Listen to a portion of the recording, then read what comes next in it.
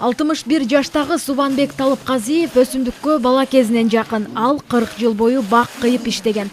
Былтыр насыяга каражат алып күнөскана курду. Учурда эмгегинин үзүрүн көрүп жатат. Күнөсканада өсүмдүктөрдүн дээрлик бардыгы бар. Алардын негизгилери помидор, бадыраң, гүлдүн бир нече түрү, кулпунай жада калса малина. Алардын айрымдары учурда бышып калыптыр.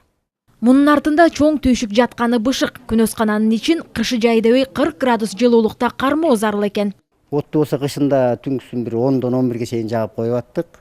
Себеби биздин салган күнөсканабыз термостный системада ысыктык чыгарбайт, сыртынан суукту киргизбейт.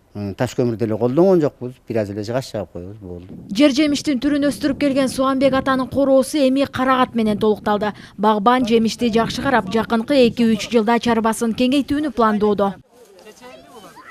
Карагат плюс долбоорунун алкагында Орусиядан 5 түрлүү 5000ден ашык көчөт алынып келинип, облустун багбандарына таратылды. Бул тармакты өздөштүрүп алган Раиса Төлөгөнова андан 900 түп алды. Мурдагы жылы Полянанан Полька деген 2 малинанын сортун алып келишти эле, аны дагы көбөйтүп элге жайылтып, быйыл 6000 түп көчөт саттык. 5 түрү сортту карагатты дагы алып, аны дагы жайылтып канга аракет кылып атканы отургузуп атабыз. Көчөттөрдү тандоодо Илимдер академиясынын окумуштуулары көмөк көрсөтөт. Өсүмдүк облустун климаттык шартына туура келгидей сортто болушу керек. Маселен, карагаттын көчөтү былтыр Польшадан алынып келинген. Алынып келген көчөттөрдүн арасынан албетте бардыгы өзүн жакшы көрсөтө албайт, себеп дегенде ар биринин өзүнүн характеристикасы ар башка болот.